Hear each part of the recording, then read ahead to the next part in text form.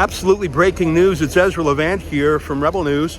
As you can see behind me, armored personnel carriers have now been deployed into the streets of Marseille. I'm going to turn around so you can see behind me, just 3 blocks down there, is the beautiful old port of Marseille. Tourist hotels, 5-star hotels, gorgeous patios, maybe 500 yachts there. Like, it is touristy, it is rich and commercial.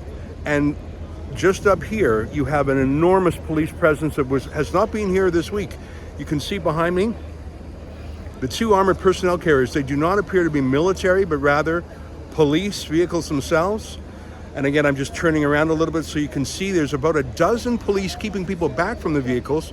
And as I tilt my camera down a bit, you can see they're wearing some body armor, including what I'm calling exoskeletons, on their legs, and some of them have them on their arms. They're not wearing their helmets. They have some batons, and of course they do have some heavy weapons. There's also about a half a dozen police vans like that one. But I've been here for several days, and this is the highest presence there's been in a couple days. Now, I should tell you, let me flip the camera around again.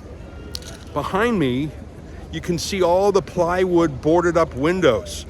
Either those windows were smashed or they're protected against being smashed. And I don't know if you can see from here, but they have things on them like Justice pour Nahal, Justice for Nahal.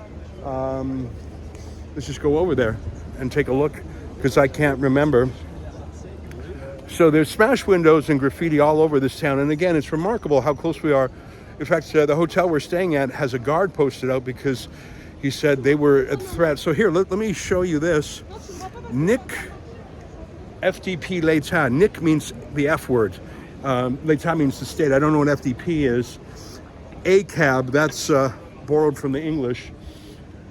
Justice pour Nahal, that's Justice for Nahal. Nahal Marzouk, the 17-year-old Muslim who was killed by police at the end of a car chase. They stopped him, and in fact, the shooting was filmed, which sparked the riots. You can see the police chatting with people casually. I don't know if I'd say there's a tension in the air, but those vehicles do not calm things. Maybe they calm down anyone who had big plans, but they're certainly not proof of calm. But as you can see all around me, there's a variety of people. In fact, I'm going to walk over now to where my colleague Efron is. We were just about to have a bite of dinner, and I just went back to the hotel room for a minute, and he said, get back down here. So I'll keep you posted. Hopefully this is just a show of force. Oh, by the way, coming up here is a bunch of police motorcycles. Again, that seems to be new. Do you see that?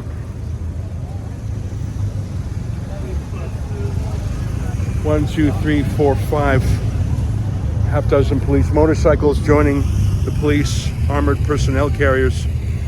I will keep you posted. By the way, all of our updates on our visit to Marseille can be found at franceonfire.com. And if you think this citizen journalism is useful, you can see all of our work at franceonfire.com. And if you want to help chip in to cover the cost, I'd be grateful. Between Efron and I think the cost of our journey here, even though we flew economy class and we're sharing a hotel room, is going to be about $2,800. So if you want to help out, please do. I'll give you updates throughout the night. Hopefully this is just a show of force.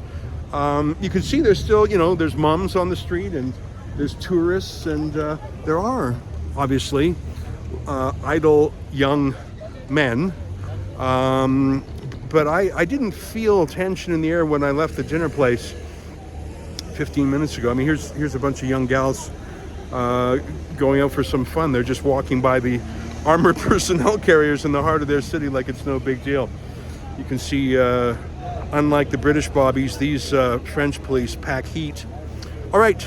That's it for franceonfire.com. Some other journalists here, as you can see, very interesting. For Rebel News, it's Ezra Levant.